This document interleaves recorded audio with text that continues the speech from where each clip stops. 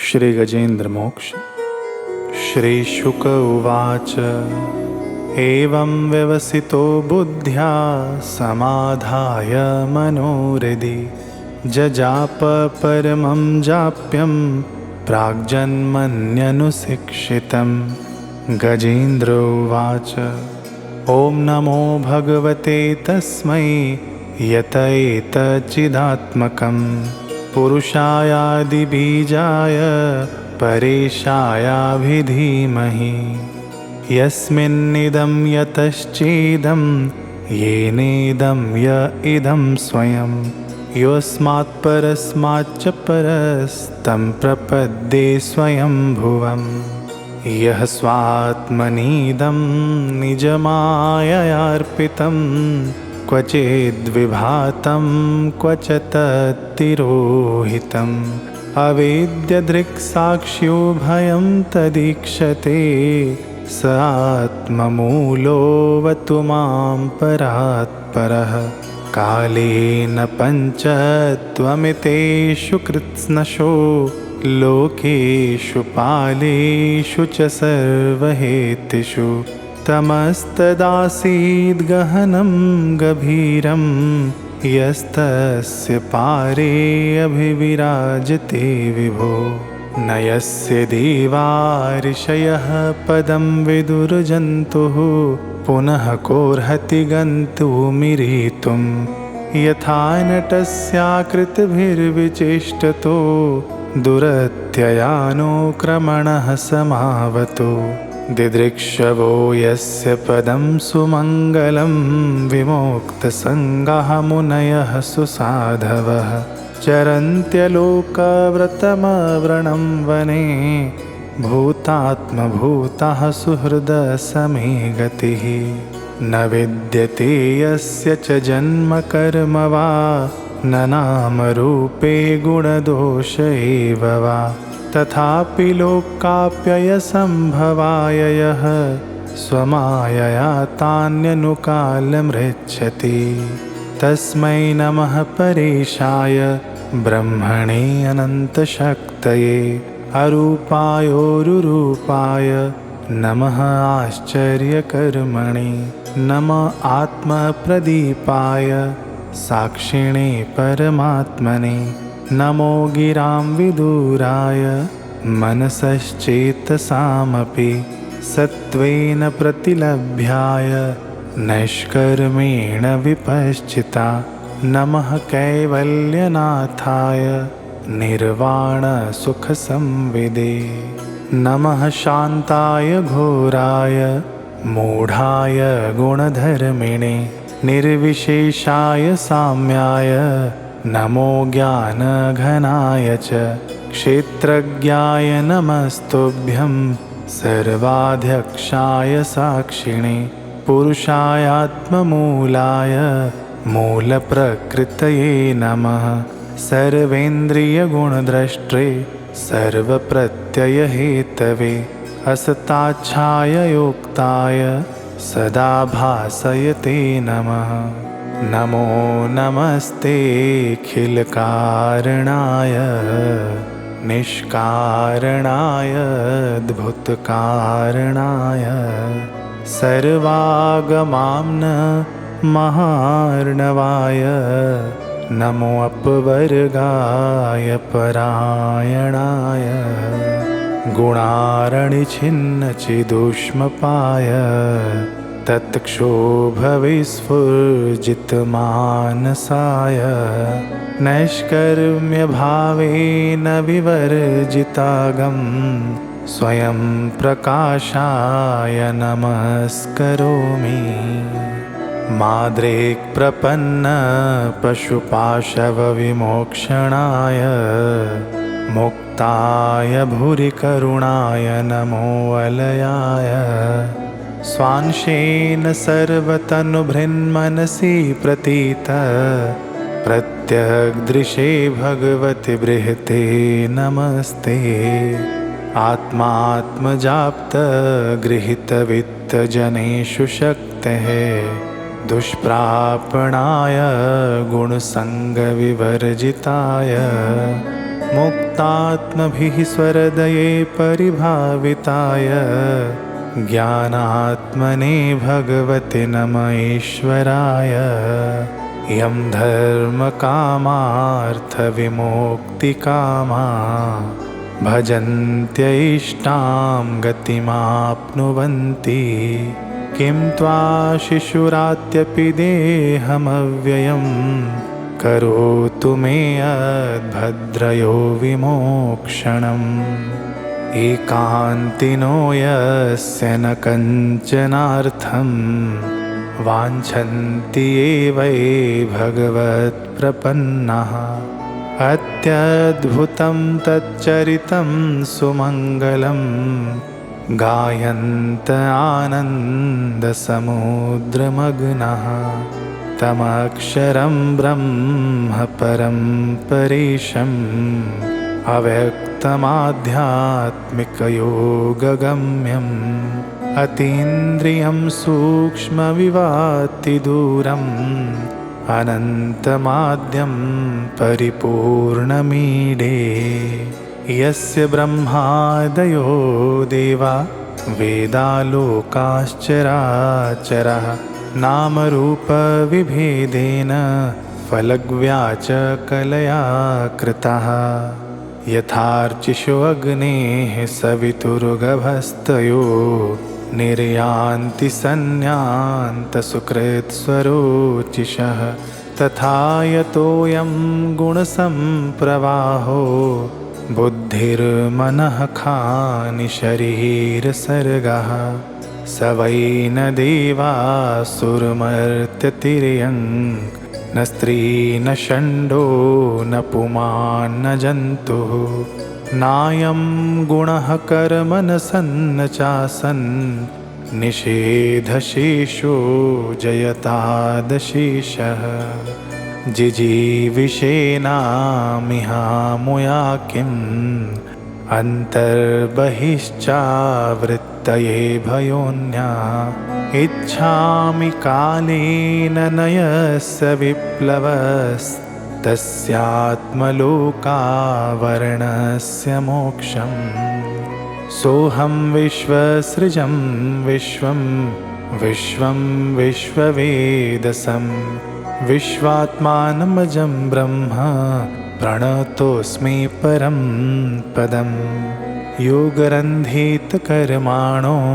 हृदि योगविभाविते योगिनोऽयं प्रपश्यन्ति योगेशं तं नतोऽस्म्यहं नमो नमस्तुभ्यमसह्यवेग शक्तित्रयायाखिलधिगुणाय प्रपन्नपालाय दुरन्तशक्तये कदिन्द्रियाणामनवाप्यवर्त्मने नायं वेद स्वमात्मानं यच्छक्त्याहन्दिया हतं तं दुरत्ययमाहात्म्यं भगवन्तमितोऽस्म्यहं श्रीशुक उवाच एवं गजेन्द्रमुपवर्णितनिर्विशेषं ब्रह्मादयो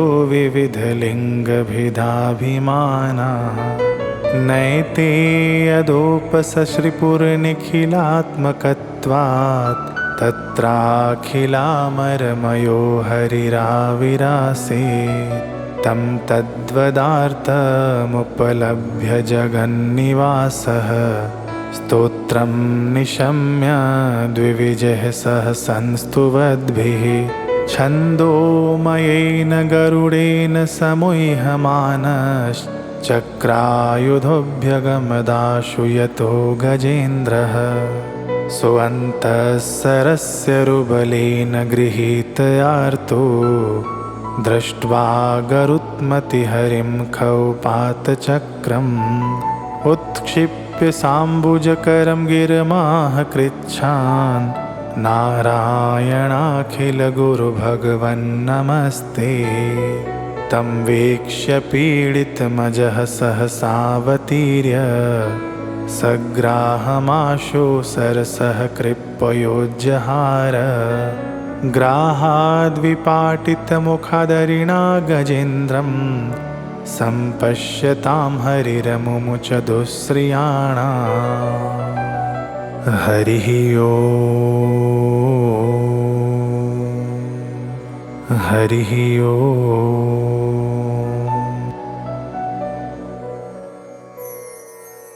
अर्थ सुनेंगे। श्री शुकदेव जी ने कहा कि बुद्धि के द्वारा पिछले अध्याय में वर्णित रीति से निश्चय करके तथा मन को हृदय देश में स्थिर करके वह गजराज अपने पूर्व जन्म में सीख कर कंठस्थ किए हुए सर्वश्रेष्ठ एवं बार बार दोहराने योग्य निम्नलिखित स्तोत्र का मन ही मन पाठ करने लगा।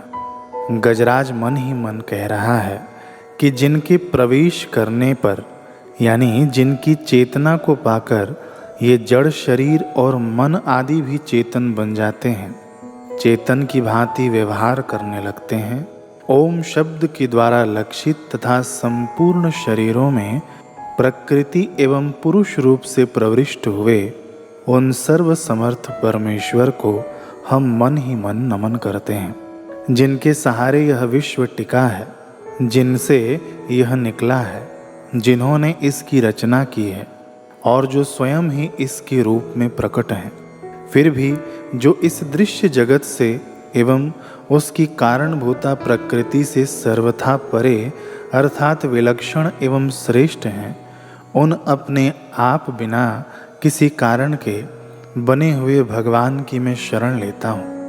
अपनी संकल्प शक्ति के द्वारा अपने ही स्वरूप में रचे हुए और इसलिए सृष्टि काल में प्रकट और प्रलय काल में उसी प्रकार अप्रकट रहने वाले इस शास्त्र प्रसिद्ध कार्य कारण रूप जगत को जो अकुंठित दृष्टि होने के कारण साक्षी रूप से देखते रहते हैं, उनसे लिप्त नहीं होते, वे चक्षु आदि प्रकाशकों के भी परम प्रकाशक प्रभु मेरी रक्षा करें।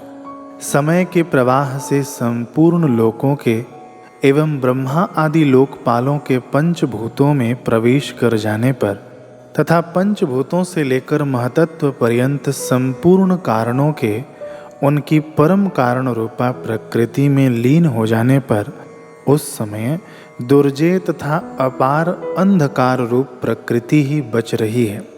उस अंधकार के परे अपने परम धाम में जो सर्वव्यापक भगवान सब ओर प्रकाशित रहते हैं, वे प्रभु मेरी रक्षा करें। भिन्न भिन्न रूपों में नाट्य करने वाले अभिनेता के वास्तविक स्वरूप को जिस प्रकार साधारण दर्शक नहीं जान पाते, उसी प्रकार सत्व प्रधान देवता अथवा ऋषि भी जिनके स्वरूप को नहीं जानते, फिर दूसरा साधारण जीव तो कौन जान अथवा वर्णन कर सकता है। वे दुर्गम चरित्र वाले प्रभु मेरी रक्षा करें। आसक्ति से सर्वथा छूटे हुए संपूर्ण प्राणियों में आत्मबुद्धि रखने वाले सबके अकारण हेतु एवं अतिशय साधु स्वभाव मुनिगण जिनके परम मंगलमय स्वरूप का साक्षात्कार करने की इच्छा से वन में रहकर अखंड ब्रह्मचर्य आदि अलौकिक व्रतों का पालन करते हैं, वे प्रभु ही मेरी गति हैं, जिनका हमारी तरह कर्मवश न तो जन्म होता है और न जिनके द्वारा अहंकार प्रेरित कर्म ही होते हैं, जिनके निर्गुण स्वरूप का न तो कोई नाम है न रूप है, फिर भी जो समयानुसार जगत की सृष्टि एवं प्रलय के लिए स्वेच्छा से जन्म आदि को स्वीकार करते हैं, उन अनंत शक्ति संपन्न परब्रह्म परमेश्वर को नमस्कार है। उन प्राकृत आकार रहित एवं अनेकों आकार वाले अद्भुत कर्मा भगवान को बार बार नमस्कार है। स्वयं प्रकाश एवं सबके साक्षी परमात्मा को नमस्कार है। उन प्रभु को जो मन वाणी एवं चित्त वृत्तियों से भी सर्वथा परे हैं, बार बार नमस्कार है। विवेकी पुरुष के द्वारा सत्वगुण विशिष्ट निवृत्ति धर्म के आचरण से प्राप्त होने योग्य मोक्ष सुख के देने वाले तथा मोक्ष सुख की अनुभूति रूप प्रभु को नमस्कार है। सत्वगुण को स्वीकार करके शांत रजोगुण को स्वीकार करके घोर एवं तमोगुण को स्वीकार करके मूढ़ से प्रतीत होने वाले भेद रहित अतएव सदा समभाव से स्थित ज्ञान घन प्रभु को नमस्कार है। शरीर इंद्रिय आदि के समुदाय रूप संपूर्ण पिंडों के ज्ञाता, सबके स्वामी एवं साक्षी रूप आपको नमस्कार है। सबके अंतर्यामी प्रकृति के भी परम कारण किंतु स्वयं कारण रहित प्रभु को नमस्कार है। संपूर्ण इंद्रियों एवं उनके विषयों के ज्ञाता, समस्त प्रतीतियों के कारण रूप संपूर्ण जड़ प्रपंच एवं सबकी मूलभूता अविद्या के द्वारा सूचित होने वाले तथा संपूर्ण विषयों में अविद्या रूप से भासने वाले आपको नमस्कार है। सबके कारण किंतु स्वयं कारण रहित तथा कारण होने पर भी परिणाम रहित होने के कारण अन्य कारणों से विलक्षण कारण आपको बारंबार नमस्कार है। संपूर्ण वेदों एवं शास्त्रों के परम तात्पर्य, मोक्ष रूप एवं श्रेष्ठ पुरुषों की परम गति भगवान को नमस्कार है। जो त्रिगुण रूप काष्ठों में छिपे हुए ज्ञानमय अग्नि है, उक्त गुणों में हलचल होने पर जिनके मन में सृष्टि रचने की बाह्य वृत्ति जागृत हो जाती है तथा आत्म तत्व की भावना के द्वारा विधि निषेध रूप शास्त्र से ऊपर उठे हुए ज्ञानी महात्माओं में जो स्वयं प्रकाशित रहते हैं, उन प्रभु को मैं नमस्कार करता हूँ। मुझ जैसे शरणागत पशु तुल्य यानी अविद्याग्रस्त जीव की अविद्या रूप फांसी को सदा के लिए पूर्ण रूप से काट देने वाले, अत्यधिक दयालु एवं दया करने में कभी आलस्य न करने वाले नित्य मुक्त प्रभु को नमस्कार है। अपने अंश से संपूर्ण जीवों के मन में अंतर्यामी रूप से प्रकट रहने वाले सर्वनियंता अनंत परमात्मा आपको नमस्कार है। शरीर, पुत्र, मित्र, घर, संपत्ति एवं कुटुंबियों में आसक्त लोगों के द्वारा कठिनता से प्राप्त होने वाले तथा मुक्त पुरुषों के द्वारा अपने हृदय में निरंतर चिंतित ज्ञान स्वरूप सर्वसमर्थ भगवान को नमस्कार है।